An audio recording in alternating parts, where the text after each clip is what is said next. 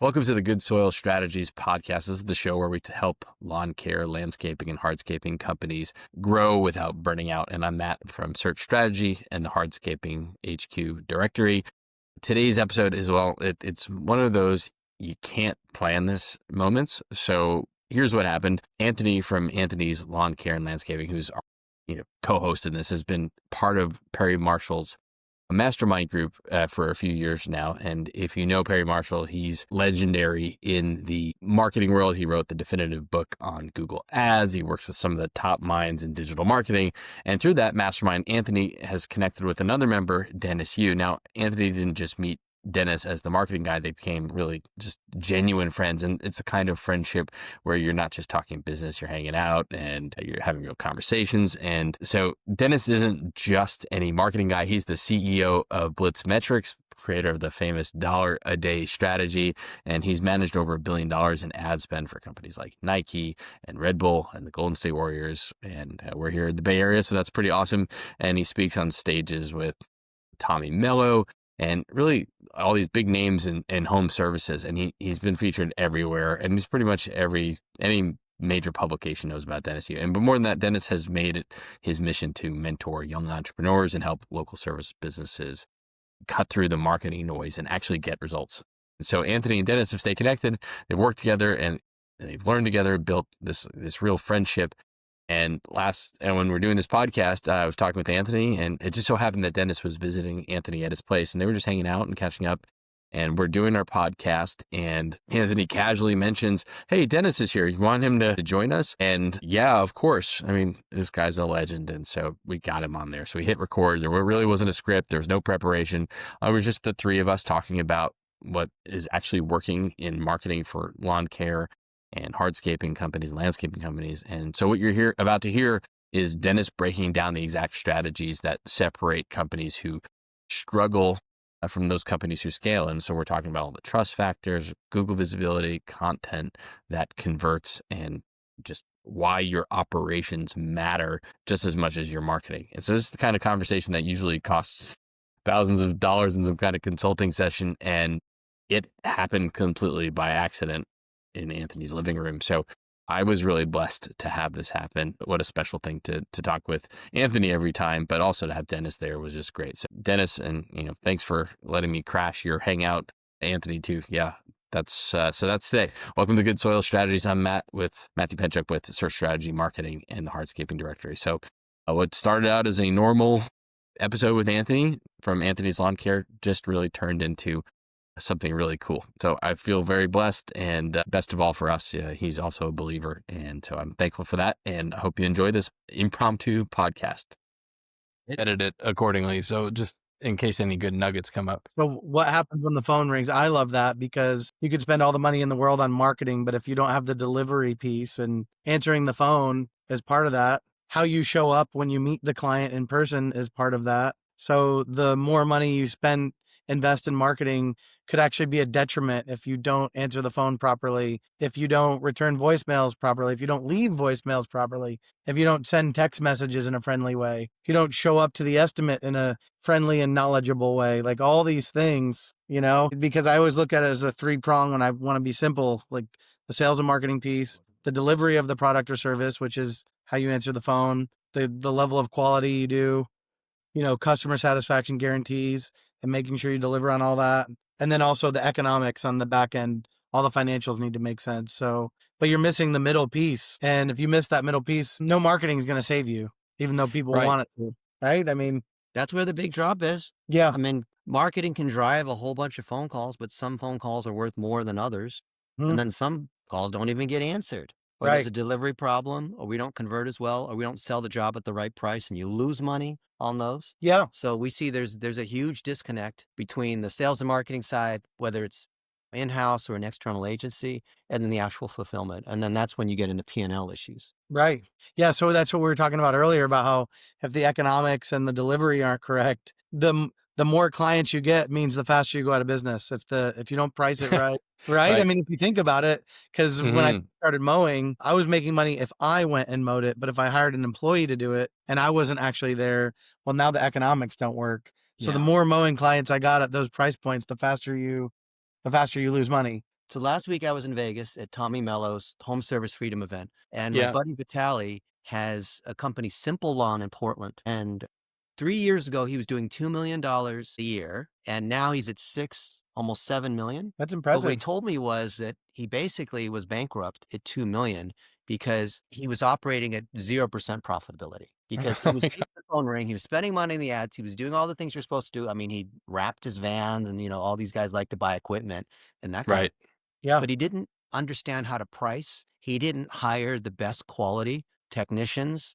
And it wasn't until he got his P&L in order and raised his prices and figured out Mhm. what the appropriate margin was for each job, just like you were telling me, but we were talking about this earlier. I mean, just because now he's at 6 million, but he's operating at a 15 to 20% margin. Oh, that's wonderful. Yeah. That's great. Yeah. Yeah. And I'm sure that he's answering the phone properly because we're talking about what do you do when the phone rings? Yeah. Right. Yeah. Did he think that if he just had a big enough pipeline, eventually those people would come back for return services and that's where he'd make his money? Was he just trying to? Well, that's what everyone's thinking because, 35 to 40% of these guys get on a subscription service. We see that in pest control, lawn care, roofing, even HVAC and plumbing guys are getting into these kinds of warranty or programs, but that might work from an overall profitability standpoint because of the LTV of the customer. But most businesses that are under 5 million a year, they operate based on cash flow.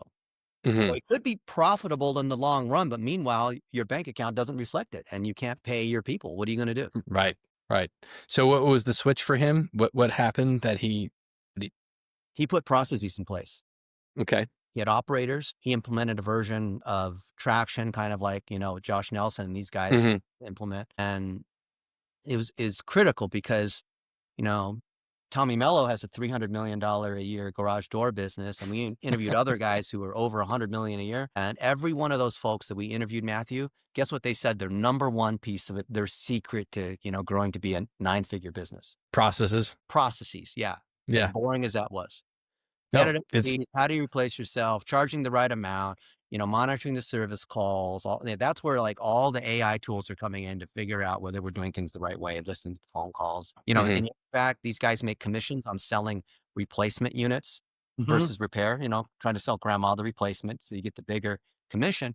And now you have these different tools like Rilla or Lace.ai. Service Titan has these integrations that will listen to the calls to do the ride-alongs to determine, is that technician overselling when it's unnecessary just to try to get a commission? That is great. How do you know? Like if you have people that are commissioned, which sounds great, put them on commission, but what about the incentive to oversell? What do you do about that? Yeah, because we want to be trusted advisors. Yeah, and but then they make less commission. What do you do? Absolutely. The compensation plan has to work for everybody involved. It can't just be for their benefit. As a salesperson, I used to work in travel and they would always change those commission structures. And then you try to figure out how do you game the system so that you make more money in order to do better yourself. But was it really serving the company? Interesting. Well, where we've been talking here is we've been really focused on sort of the $500,000 to $1.5 million company, maybe owner operator, maybe past that with a team. And they've got a couple of crews. While we've got you, what would be your advice in terms of the processes? What are the first processes you would say need to happen that you'd say, well, day one? Yeah, I mean, to go off of what he was just saying, so we have call rail now, so we know the percentage of calls that are missed. It's recording the calls. Same with Google LSA. Those calls are all recorded. We can go back and see how those interactions are going. And then for us personally, we don't have any complaints for our office manager. We've never had. If you have a bad office manager, you'll get clients calling in, saying that they're upset or sending me a text directly or writing us an email saying, wow, the person answering your phone was so rude.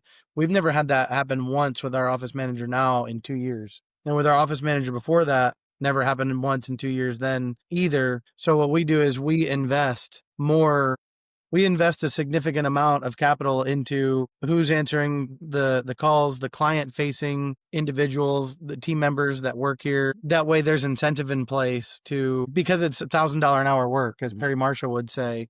That's such an important task.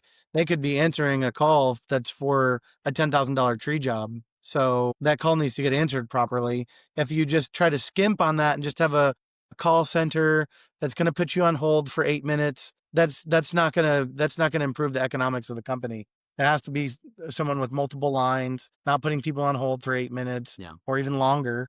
Some of these places, I can't even believe some of these like giant corporations that put you on hold for like 40 minutes. That won't fly in the home service with the home service businesses. Yeah, especially you're paying $80 to $100 or more per call and the cost is going up. Yeah. The person doesn't answer the phone right away. I mean, fine, you might be saving $3 an hour on hiring someone who's cheaper, but how much money are you losing by missing that opportunity? So yeah, that was a huge first move that we made. First huge improvement that we made back in 2020 going into 2021. And we noticed that the business just went way up from that. Because it can be tempting as a business owner to, let's see if we can find someone for $14 an hour. No, what happens when you pay someone like $26 an hour to answer the phone though, or 28 or 29 or 30, and then you get someone that's really good that they want to answer the phone because they want to keep their job now because they actually have something that's worthwhile, right? So that's one of my philosophies on that, on one of the items that you can do to improve that area and improve sales and improve the LTV, like you were just saying. What do you think? I think just from watching Anthony grow and riding along and seeing him interact with his crews and do quotes and day to day in the life is his branding. So he's always on brand. Yeah, I noticed. Signs everywhere. He looks good in green. I mean, even though he's not technically a customer yet of Dan Antonelli with Kick Charge, I feel like he is, and he embraces those kinds of principles because you get stopped in the grocery store. Oh yeah. Right? Yeah. You're like a local celebrity. Yeah. They stop and see, Andrew, right? One of his kids. And I think that's when you're in the $1 million, coming up to $2 million, $3 million a year lawn care company, you're starting to build that kind of neighborhood reputation, which reinforces what he says about doing good work, answering the phone. All of that goes back to reputation and trust. When you add the branding layer on top of it, your vans, pay a little extra money to get it wrapped, are your number one asset.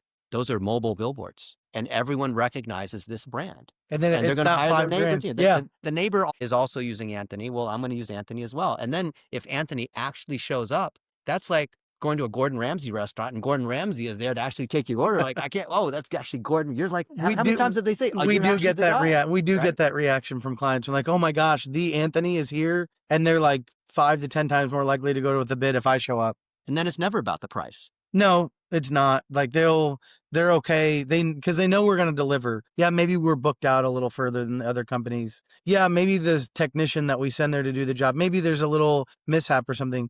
But no matter what, they know that we have the resources to make it right because we're pricing accordingly. Like, it's not like we're not trying to gouge or do anything like that. But what we want to do is make sure there's enough on the bid. So if anything goes wrong at all, we can afford to send a different crew member back to fix it, or the same one, as long as they're okay with that crew member or crew members, because usually it's multiple people. Right. But if we have the resource allocation to be able to provide that guarantee and to go back if anything goes wrong and to guarantee, because we can't be fly by night. Our address is listed everywhere. We're right in the middle of Bloomington on Rogers Street. Clients know that, and they can hunt us down if they want to. Like, we're not going to just disappear into the sunset. We have 40 plus employees driving around doing work. We're not going anywhere. So one of our biggest selling points is, if you hire us, it will get done. Are we going to take longer to be there? Sometimes, not all the time. Sometimes for certain smaller jobs, we'll go there like very quickly and deliver that wow factor. That's something I learned from Tony Hsieh is if I can't give everyone the wow factor, it's kind of like saving for retirement. Like, if you can't invest 10% of your income into retirement, or 20% or 30 or whatever, start with 1%, start with 2%. So I would say anywhere from like 7 to 10% of our clients we can wow. Because even if you can wow a small portion and like do their job the next day, like you saw, we did that with a client last year when you were here, and we went and did his tree job like 3 days later after he booked, or maybe it was 2 days later, and you filmed it. So if we can do that even for a small percentage of our clients, that also helps word of mouth and branding and all of that. And that came through referral, right? Yeah, to another member of the church. And then and now that guy basically is an advertisement because he talked about how well he was treated and all that. Yep. Yeah, we love him. And we really do. When we're talking about like falling in love with your clients, like, I know that can kind of sound weird, but if you really do love to serve your clients and you love your clients, that is something that can separate you so much, because such a high percentage of companies don't do that anymore, I don't think. Maybe they do. What do you think? I think you're rare, Anthony. I think that just comes through. People can see who you are. And this is like a magic that helps you bring in higher quality crew members, which then enhances, they're more like micro Anthonys. I see these folks that are learning from you. You're mentoring them. Yeah. They're friends of yours. You have fun. You even want to build a fun house just for work people, just to Indiana day to do We did. that. Yeah. We were like, what if we had like one of our office locations was like just this really cool house with like where the employees there's like an arcade in there and all this. We were talking about that today, just kind of goofing around, but yeah. Some of these big players do that. I could see Tommy Mello doing something like that. Yeah. You've seen his training facility, right? Have you been out there? No, I've never even been out there. I need to go out there. Yeah. He'll give you a tour of all of it. It's like a university campus. Yeah, that's so cool. No way. That's wild. So we were talking about this earlier, and I think it's perfectly okay. First of all, we love your shirt, Dennis. It's awesome. Like my I do. I love it. That's it. I mean, that's it. And so we were just talking about, before we started recording, just about biblical principles and applying those in your work and with your customers, how valuable that is. And clearly it's very fruitful to do it that way. Yeah, because we're talking about Chick-fil-A. Doesn't Raising Cane's operate? It's a Christian-based organization, right? In-N-Out does too. You got the verse under the cup if you lift it. And okay. Absolutely. That? Yeah. Did you know that? That's so cool. Yeah. I love that. Yeah. I'm in California, so yeah, for sure. But you see underneath the cup, there's a different Bible verse on each one, right? That's great. And I think that it's good even for people that are non-believers working there or customers. It's just a better experience literally for everyone involved. The more you can follow that Jesus ethic and have like a Christian-based organization. Mm-hmm. Even if everyone there, it's not you can't be our client or you can't be an employee here if you don't believe that. That's not what Jesus represented anyway. He followed the model of he hung out with everyone, right? Yeah, accept everyone, love your enemies. Yeah. Yeah. Love your neighbors yourself. Sure. That's what I'm saying. So if we have that ethic in the business, there's a certain kind of perpetuating growth, I think, that happens without, you always have to have the marketing and those other pieces in place, but it's something that elevates you so much more quickly than when you're not doing that. It's literally Chick-fil-A versus Burger King. Like, where do you have a better experience? Yeah. If you go to the drive-through or go in Chick-fil-A and you compare that to an experience at Burger King, and I know we got to be careful with what we say about brands on a podcast. Yeah. I'm just saying, just think about the different experiences and we'll leave it at that, right? Well, I think that's different with a fast food chain with trust. But what you were talking about earlier for your company is you're building trust. You've built trust in your community. You have authority because of that. And we've been talking a lot on our own about YMYL, making sure that you're taking those factors into consideration when you're trying to do marketing, because you want Google to trust your business or your client's business, and having that local authority and that local trust and expanding that digitally is really important. But it's clearly happening. And I wanted to ask you as a little bit of a pivot from that, you just expanded into Tennessee. How do you handle that there? And Dennis, I'd love to know what you think about that and how Anthony can sort of shift what he's got going on in Bloomington into. Imagine Chick-fil-A wanted to open up the first Nashville location and they built some reputation. There's a lot of people in both areas. Just replicate the whole thing. It's basically opening a franchise, because a franchise is nothing more than a virus that thrives in a particular set of circumstances. If those same sort of circumstances, like a suburban area with a lot of trees and homeowners, whatever, if that environment is similar, then that franchise can virus its way into multiple locations. Yeah. And then it's like, to mix analogies, like you're the Colonel Sanders of KFC. We're just like opening more and more different, locations under that brand. And Colonel Anthony, ambassador, right? He's the ambassador. So even though we were talking to Joseph, who is the new ambassador opening up, Nashville. And he worked with us for over a year in Bloomington. So he's already lived and knows, he's had every job in the company. So he's indoctrinated. Yeah, he's literally, he's been on a landscape crew. He's been on a tree crew. He was the manager of the whole mowing department with 8 other employees. He learned estimates with me, so he knows how to do estimates. Yeah. He rode along with me for months on end, and I taught him estimates through and through. He went to Perry Marshall conferences with me. He knows the whole entire business frame. He knows our philosophies and that we want to follow the Jesus ethic and exactly what we want to do and how we want to treat others. And like we were talking about, Joann Fabric or Costco, like those are places where, if you go work there, all of a sudden you're making $27 an hour or whatever. When when that information gets out there, the right people come to you. Mhm. It almost feels like magic, and then you pray about it, and there was this one story where one of our key players left this year. And as he was leaving that same morning, and I can't even make this up, that same morning, another guy named John took his spot that same morning. It wasn't even the next day. It was the same morning one of our key players left. John came in and took that spot and said he prayed about it. And he's another Christian guy. I mean, come on.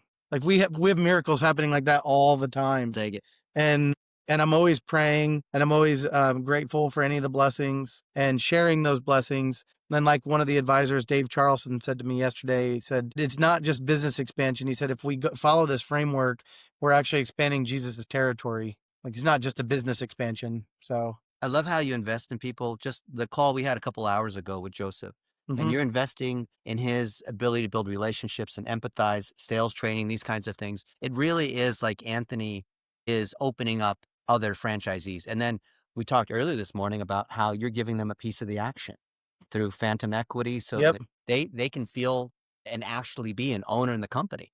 How many other lawn care companies give their employees equity, and how does that change the game, right? So much. It's so worth it. Like if you sit down and do the math, our first partners that own 20%, their shares go down to 12% in about a year and a half. But I sat down with them and did the math, and I realized I'm going to make more owning 80% of this company with your help, with you owning 20%. And we realized that math, because if I'm just doing that all alone. They were really good at building websites, or they still are, but they don't handle all of our websites and all that anymore. But they did for 5-6 years. They did all of our websites, all of our marketing, all of our social media, and they, wrote us a significant check at the time to help us grow. And they got us to use a CRM. Like instead of writing estimates on paper, they basically said, you're using Jobber now. So they elevated the company. I've made more being an 80% shareholder of this company than I ever would have without their help owning 100%. And that's the whole idea of equity, right? Yeah. I mean, Jeff Bezos even talks about that all the time, about how much was he selling? It was like 100,000. He did a family and friends investor round or something. And his parents are like billionaires from that now. Yeah. What's I don't know what that is. It's the number? It's a lot. Whatever they invested, it's like the friends and family round was extremely low in relation to what they're worth from that now. But Matthew, to your point, Anthony expanding and other companies expanding, they're applying franchise principles. Yes. Right. These are well-known principles. And I think we're following a similar framework as Tommy Mello, as Raising Cane's. Yeah. Like I heard about Raising Cane's business model over the weekend, and I thought, oh my gosh, that's what we're doing. Like we're following that same framework where it's company owned or it's corporate owned, but we're still sharing the action with the person. Like once they hit a certain sales milestone, they do get permanent shares. I don't know if I told you that yet, but Joey, as soon as he hits a certain sales milestone, he gets permanent shares of the company, and he doesn't have to do anything else at that point. Yeah. I mean, of course he needs to do the right thing and get the right people in place, but that's the framework we're following in this giving and sharing ethic. So we want to share with the people that help build us up, not just figure out how we can pay as little as possible to people helping us. Yeah. I don't like that business model. I don't want to I have 0% interest in how can we pay everyone as little as possible so we can maximize profits. That seems soulless to me. That ends up backfiring. It's not exciting. Yeah, because you charge your lease, you have the worst quality people, you have churn, you have no profit. That's what Tommy said a couple of weeks ago. He said, the average in home services is broke. If all these other guys are broke and you're charging those same prices, all the other lawn care guys are, you're trying to compete with them, you're going to be broke just like them. You have to be a premium pricer. Yeah. And then you grow. And then even if you're only at, like you said, Matthew, 1.5 million or 2 million a year, you can still partner with PE or start thinking about PE, because PE is coming into home services, whether you like it or not. Yeah. Yeah. Yeah. I don't think they have the same hands-on experience though, at least yet, that we do. So, and working with the demographic of people, they're used to more white collar. Yeah. I don't know if they might have to recruit some blue collar members in the PE firm to be able to to bridge that gap. Well, they're just buying out operators. Yeah. And that's what Tommy's doing. Yeah. A bunch of guys who are great garage techs. He's buying them up. There's a separate company. There's a holding company that helps them sort of operate and walk and talk. And then there's into the overall A1. And he raised a few $100 million of PE to do that. And now they're all A1 and branded the same fleet purchasing. I think he's got 700 trucks now. Oh my gosh. So think about the kind of power he has with doing that. And I'm sure if you're like only $1 million or $2 million a year, you're like, oh, I don't understand that PE game's different, or they're white collar. No, you as an operator, you still have to understand that. What they do is they hire operators. Okay. Yeah. And then they do roll-ups. I can see them hiring 10 landscape or buying 10 landscape companies that might be 5 or 10 mil each. And then they get it, maybe you get a multiple of 3 or 4 on each, which is their earnings. And then when they have a roll up and they roll it up into $100 million company, all of a sudden you're like a 6 or 7 multiple on EBITDA. Yeah. Yep. That's why PE is coming into home services. Yeah. And it has another 10 to 20 years, I think, of excellent growth, because it's not really getting disrupted by AI and other tech, so, and when it comes to residential clients, it's baby boomers, and they just want their property to look nice and they want trustworthy people there. So, as that generation's gone, I'm not sure how it'll work with Gen X and millennials just yet. We'll see. But I think it has. What other industries can you kind of safely say, yeah, I think that has another 15, 20 good years before we see more major disruptions? I mean, that number's becoming less and less, is it not? Yeah, until Elon's Optimus robot can do all these things, I think it's safe. Yeah, that's true. Yeah. I mean, when that Optimus robot can do that, that will disrupt the industry. Yeah, that's what we're waiting for. Absolutely. Because you just have that. But I mean, it's going to have to be extremely advanced. But I mean, with that growth curve of exponential technology, it could be faster than we think. You never know. Maybe it's 7 years away. Maybe it's 15. I don't think they're going to be up in the trees anytime soon, but I could be wrong. Yeah. I know. I've seen some of the automated dogs or the robotic dogs. It's incredible what some of those things can do. But I think we still have some time with tree service. And so with you being a marketing company for tree service and landscaping, I think that's wonderful as well with both of you. I mean, I know you do a lot more than strictly home service, but it's definitely, if you look at your financial portfolio, Dennis, home service, wouldn't you say that's a more stable? Home service and medical are the big two. Okay. Yeah. Okay. So we coach a lot of agencies. We think there's plenty of room, even though Matthew's a competitor with Tony of Lawnline and Aiden and other folks. Like there's so much room, just like you mentioned with Josh Nelson and FA. There's so much room for the agencies. There's so much room for the lawn care companies. It's not like they're really competitors. Well, there's not enough trustworthy marketing firms to service all of the service providers. There's so many service providers. What's crazy is Tommy Mello, who's got the largest garage door company in the U.S., he has garage door companies that come to his conference, garage door owner, like other guys, I won't mention their names, that are doing 20, 30 million a year.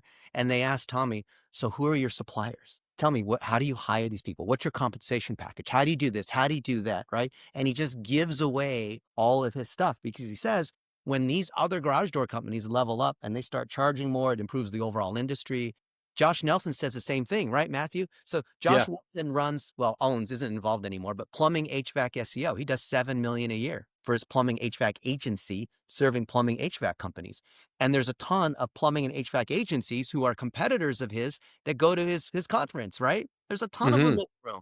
And he's because he wants to elevate the standard. Yep. That makes all of us look good. If most of these digital marketers are horrible, and it's like, because anytime you talk to a home service company, they'll say, my last 3 agencies burned me. Well, if we can improve the level of all these other folks, that's better reputation for all of us, isn't it? Absolutely. Yeah. Indeed. And as we go into other states too, just to summarize that, as long as we have people that have learned all of our systems and processes, like a franchise, and we're documenting every little thing that I'm doing with Joseph now in Tennessee, we're creating a set system. Like we're documenting every little thing. We have shared documents that we're both collaborating on together, and we're outlining every little thing. Exactly what's the exact equipment we need for a new crew. What kind of truck do we need? Okay, what marketing are we going to do in that area? How are we going to test market it? And we like starting as a micro location first to see how viable the market is before just buying 10 trucks and just saying, okay, because we like the gradual growth. Because it takes, how long does it take until you start showing up towards the top of Google more organically and on maps and on LSA? Yeah. Like all those things take time. Yeah. So it really makes no sense to go into a new state and just like buy 10 trucks. Because a lot of people just buy equipment like crazy. Yeah. Where I think I like to invest in the clients first and have a nice have a nice client list, and then slowly start buying the equipment and growing the team. I want to have the clients first, not the equipment first. You know, I don't want to have all the equipment and the team members and then no clients. Yeah. That doesn't make. So that's where the marketing piece, I always put marketing, excellent marketing, and plenty of sales at the top. I have this whole formula I'll send you. Okay. But I put that at the top because it has to happen first, but then the delivery and everything else follows that to make sure you have a profit. But without the excellent marketing and sales, I mean, then what? What do we have at that point? Loss. Right? I mean, you just have a truck and a trailer and some lawnmowers just waiting to go to work, and some employees, but no calls. Well, that's a great time to ask you, Dennis. You're doing this at a super high level. Tell me what you think somebody should do in terms of marketing a small operator or the 500 to 1.5. What would you tell them? What would you tell them to go do? What's most impactful and important? Number one thing is get reviews. And there's lots of software. It could be like Applause in the pest control industry or whatnot. And you pay your technicians $10 to get a review. Pay them $20 to get a review that has pictures and videos and says what kind of job was done and what city they're in. And when you do that, I wasn't so big on Google Business Profile as I was in the last 6 months because everything with LSA, local service ads, is increasingly, as you know, Matthew, but most people don't know, is based on what's happening organically in the Google Business Profile. It used to be LSA was some separate thing, but if you're a lawn care tree service company, if your Google Business Profile is strong, mainly because of recent reviews in the last 60 days, not how many total reviews you have, but recent in the last 60 days, then your LSA will perform the best. Beef up the Google Business Profile with more reviews, fill out the, categories with all the services, secondary categories, upload tons of pictures and photos, like all that basic stuff that Darren Shaw and Dan Lee Brandt, these guys talk about, right? If that's there, then the next step is local service ads. I mean, local service ads crush it. But then again, it's like based on where your locations are. So people like Tommy will open up lots of different, renting office space or whatever to be able to have a legitimate storefront, which right? Not suspended, not a service area business, right? None of that kind of stuff, not your house, right? Yeah, not the UPS store. Yeah, you'll get, banned because anyone can report you, especially if you're in a difficult category like home services or real estate where there's more fraud that's occurring. And then things like Google ads and SEO and Facebook ads and whatever will start to come in. But I'm a big fan of the foundation that starts with operations because that flows into GPP, LSA. I mean, you can go into TikTok and YouTube and all that, and I can show you lots of examples of folks who have made it in lawn care and tree service doing that. Like Redbeard, who's out of Minnesota, who's Jack Went's cousin. He's huge on YouTube. He's got a big Facebook group. He's a big boy among the tree guys, right? Tree Savages, right? His group is called Tree Savages. You know that group, right? And so he's demonstrated that you can make it on YouTube and social media. But most tree guys, most lawn care guys, they can't make the videos. They don't have the personality. I mean, just some people are not cut for doing that sort of thing.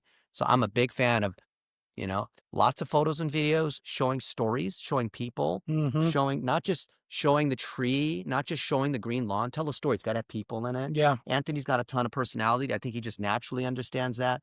And that's why everything flows between what's on Google all the way through Instagram and YouTube and whatnot, because he's telling stories, because he's having fun, because he's hanging out with the crew. And that's what, if you're only $1 million a year as a lawn care company, think about how do you make yourself seem everywhere in your town, right? Yeah. So you're the obvious choice. Fine. You only have 2 trucks. You don't have the same kind of exposure as the other guy where they've got 15 trucks that are going all around town. You can still appear bigger than them in digital. Yeah. Because most guys are not, their guys are not they don't get an incentive to be able to collect reviews. They don't get the incentives where they don't have like the tipping. They don't pay their people as well. They don't have this is the thing that shocked me. When I was talking with Tommy last week, he said, you know what the number one thing these technicians in all of home services want? It's not just to pay. They want their own truck. They want a new truck. They want the tools. They want these other pieces. You can charge more for that. I mean, once you get to, 3, 4, 5 million, you can start to really invest in branding and the other things like Anthony's doing. But anticipate that that's going to be your next step. Actually, my number one piece of advice, if you're, $500,000 to 1.5 as a tree service company, find someone else who is at $3 to $5 million and talk to them. Spend time, join the mastermind groups, go to conferences and find someone else who's just one step further than you and text with them and say, hey, I'd love to get some mentorship, Anthony, because I know I'm only at 1 million a year. I know you're a little bigger than me. Like, what did you do? Look at my business. Give me some straight up feedback. I'm willing to, be embarrassed and take coaching and that kind of thing. Most of these guys have such a big ego. They're not willing to, they're afraid of like being made fun of or something, when really all these other people that are at the next step are happy to help you if you're just willing to be honest about where you're at. Because they just came from there and they know how hard it is. You don't want to talk to Tommy. Tommy's about to be at $1 billion. So the kinds of things he's thinking about are multiple steps away from some guy who's only doing $1 million a year. Right.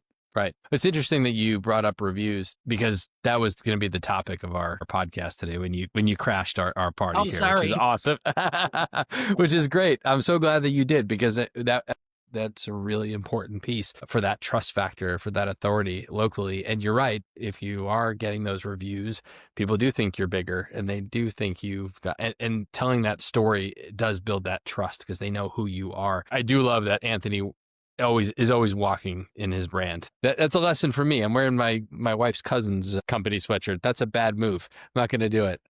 Well, you can anymore. represent, because then they're going to wear your gear, right? That's right.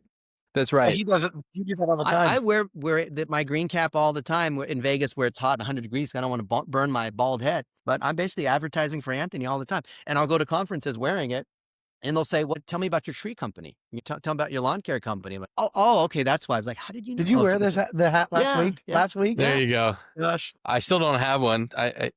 We just got a shipment of more good. last week. So we're going to go pick them up tomorrow. So I'll mail you one. Awesome.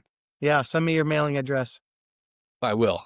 Tell me, how did you guys meet? Was it through Perry Marshall, or what was the way that you guys got connected? Yeah, he was the MC at the AI seminar in 2023 and 2024. Yeah. Yep. Okay. And I knew he's a legend in the marketing space, so he's a hero of mine. And I just went and chatted with you, and you gave me the TikTok book. And I think I was sitting at a table right next to you. That's right. So, and then we had him do an audit, which is, I love when he does audits, because he's right to the point. Here's what's going well. Here's what's not going well at all. But when you're working with someone like that, boom, you make improvements immediately. So when he came in and audited our website, made these changes, and had us follow, the metrics, analytics, and the action, and like actually get like a regimen going on with our marketing and with the analytics and everything like that, we've had explosive growth from that. Definitely. Probably in the range of 25 to 35% overall. He loves to give credit, and I love how Anthony's the abundance mindset thing, but I'll just put it this way. Imagine I'm a weight loss coach, and I'm advising him on what to do and whatever. And then he looks in the mirror and he's like, the mirror, it looks so much better because I've lost all this weight and I have muscles and all that. Don't give credit to the mirror, right? Give credit to the work that you've done. So all we have done is point out, just, analyzing his business for where the best assets are. What are the best performing videos? What pages need to include some of those different assets? How do we repurpose that across YouTube and Instagram and whatnot? How do we tune the ads to reflect what's working and what's not? How do we look at where the calls are coming from and trace that back to the marketing sources, and then make tweaks based on what's winning and what's not winning? Yep. I think this is something that you don't even have to be some kind of marketing expert. This is so fundamental, right? I'm sure that you do that with all of your clients, Matthew. Why wouldn't you? Right? We do. So subjectively don't. And you can find this data out in 60 seconds, like auditing things like SEO, or looking at how the Facebook ads are performing by looking at the Facebook ads library. I can audit any company right now. I don't even need their access. I can determine that. And that's scary for a lot of people to know that, we can look at their data, but you can't hide. I mean, don't argue with the scale. I mean, the data is what it is. So for the small guy out there, get to know your data. That's very important. Start with your data. What do you have? What can you measure? And go there. And so start with Jobber, start with Service Titan. Small guy's not on Service Titan, but whatever system you're using, trace where those calls are coming from. I can't tell you how many people don't do that. How many agencies don't do that, right? And that will give you a clear view. I mean, is it your signs? Is it word of mouth? Is it sponsoring the Little League? Is it your local service ads? Is it people searching your name? There's all these different kinds of things. And for everybody, it's going to be a different mix, right? Why don't people Right. focus on the thing I'm a big fan of, if it's winning, put more on that. If it sucks, kill it. Agreed. So what do you think the biggest, and I love talking about this, and I'm sorry that my partner and spouse is not on the call because she would love to have this conversation. What do you think is the biggest mistake that agencies are making overall? Since you're dealing with agencies. The number one thing is most agency owners come in it for the money, Mm-hmm. because they see other agency owners that are on the yacht, that are driving the nice car and whatnot. And so you get the archetype of the sales bro. We call them the Lambro, right?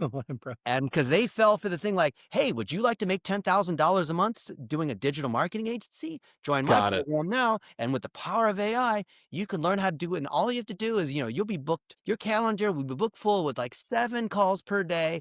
And then you don't even have to do the work, because you can outsource it to these I won't name these people, outsource to the PPC guys, white label it to the SEO guys, to the website building guys, to whatever. And all you have to do is come in and close these people. And there's even guys that will sell you VAs or answering services that will close the deal, to which the entire agency model is outsourced. And then you're just, whatever, the guy collecting the profit.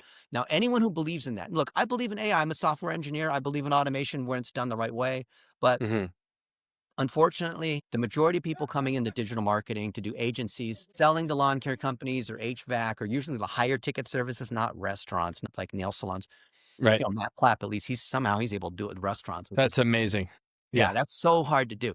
But these agency guys are coming in now. It wasn't like it was 10 years ago, where it was so easy. You could suck so bad in digital, and the clients would still win because the cost of traffic was low. There wasn't much competition, right? But if you are a digital marketing agency and you're listening to this, learn how to do Google ads, learn how to create content, learn to interview your clients like Matthew's doing right now, learn how to meet with them in person and understand the humanity, follow them around on the job so you understand how these things are priced and what it's like and what the equipment is. Like, just actually get in deep on that piece, because if you don't, it's going to be reflected in the marketing. If you don't understand that service. So just a couple hours ago, I was with a friend who's a dentist. He's one of the best known cosmetic dentists on the planet. He was the president of the American Academy of Cosmetic Dentistry. So that says something, right? And I flew to Atlanta with David Meerman Scott, who you got to meet. It's like, hey, David, right? He was on the Zoom call, right? And I flew to Atlanta to watch how he went about it and does his job, right? To understand, like, not all dentists are the same. Yeah. How do you, when you do a $100,000 job for a celebrity versus something that's covered by insurance for 20 grand, what's the difference, right? You have to be there and see, what does it mean to have VIP concierge service? What is it between the people who charge more versus charge less? And that requires being out there. Digital marketing, I know I'm sort of a, soapbox right now. No, please. Digital marketing sort of lends itself to the idea that you can be on a laptop on the beach and all the money's coming in automatically. In any service business, you got to be there with these clients. And anyone who's I'm going to make a ton of money and just outsource it to these other people, and I'm just going to collect all the money while I'm on the beach, it's going to come at you, right? At some point. And that's what people are missing. I can't tell you how many times I see people mess up in starting agent, and even a lot of them that are in, FA. The clients of those agencies will come to me saying, can you do an audit? And look, I've been paying this guy $3,000 a month for the last 3 years. And I frankly don't know whether this is actually working or not, but he's a Christian and we go to the same church and all this. So I assume he's honest and whatnot, but you can see I've published hundreds of audits where I've looked at the data for a particular, whatever business it is. And it is what it is. I don't necessarily know who the underlying agency is. Sometimes it's great. And then we find out, oh, that's Josh Nelson's agency. It's a plumber. Thank goodness. Data come up. Hey, because later they say, oh, I hired Josh Nelson's agency, plumbing, HVAC, SEO, because he was on your podcast. I'm like, oh, thank goodness, right? Don't want to lead them wrong, right? But in the world of data, last thing I'll say, if you're a sales bro and you're afraid of the engineering, technical, whatever kind of thing, it's really not that hard. AI can do a lot of these things. Like Anthony, he cares so much about his customers. He's still involved in the business. He doesn't have to do the, going out for a quote. He doesn't have to be doing, going along with the crews and doing the day-to-day. He gets to. And if you're an agency owner, then be like these clients where they're out in the field. That's the biggest piece of advice I'd give, because you can make a lot of money, but eventually you run into a limit, because there's people who are passionate, who and really care about the people, like Anthony, and those people are going to beat you in every field, including in digital marketing. There are people, I'd say like me, who really care about the people, and that shows through, because reputation over time compounds. Some sales bros might be really cool right now and making a lot of money, seem successful, but in a year or two down the road, where are they? Amen. And this is what, our third or fourth time hanging out in person? Yeah. Over the last, year and a half? Yeah. Oh, I've stayed here multiple times. We've gone to San Diego, to Chicago, or he came to Vegas and we hung out, and we've done a lot of these things. Right? yeah. And That's great. The people just wanting to be on a beach, which I know, Matt, that's not you at all. You're very hands-on. Hold on, time out. Of course I want to be on a beach, but it doesn't work. I haven't figured that out yet, where you can do that. The 4-hour work week came out, 15 years ago, 20 years ago. And I was like, yeah, I'm going to do that. It's not possible. I don't see how that's possible. And to continue to grow as well, it just seems like you can't do that. And maybe there's a blending technique where, Sure. you take a few weeks and enjoy yourself. But is there much depth? Is there really that much depth, like, to just doing that year round? Like, there's a certain, like, when I was extremely sick this summer and we weren't sure, like we were like on the fence of like, I might die. What gave me the most meaning was going and meeting with clients and meeting with our team members in person, shoulder to shoulder, like getting connected, praying to Jesus, the things that really matter. It's not just the money. Dennis has a friend in Vegas we were talking about today too, that he doesn't have to do what he does, but he loves the craft. He loves what he does so much that he could do all kinds of things and be worth tens and tens of millions of dollars, if not hundreds of millions. But he enjoys what he does on a day-to-day basis and the people with whom he works. Right. And I think that we overlook that as a society a lot of times. Maybe not all the time, definitely not all the time, but a lot. Yeah. Is that building meaningful relationships, like a brotherhood, or like where your coworkers and are like family and you're spending lots of time with your family and your faith base. Like, though, it's not just about the money. It's not just about the cool vacations or the hanging out on the beach. That stuff, it's fun and nice and everything. But if that's the only thing that you're looking forward to, I just think it's kind of empty at that point. Of course it is. Yeah, it's God gave us talents and abilities, and he wants us to use them to help further his kingdom and glorify him in what we do daily. So while you could say, oh, it'd be amazing to be on the beach, 365, but I really don't think so. There's no value in that. And you don't have an opportunity to glorify him. What are you doing? It's just all self-indulgent. And well, and you don't even have vitality. Have you guys have taken weeks off, I'm sure, multiple days in a row, and like you're lethargic. You don't even really feel that great just laying around, right? I mean, I don't. Do you guys? I've flown to Europe 3 times in the last 3 months. Yeah. But you're on the go and you're exploring. That's my vacation. Yeah, you're exploring there. You're not just like laying there on a...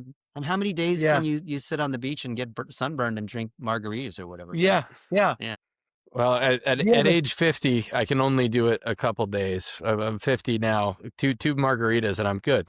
Like I'm good for a while. You know what I mean?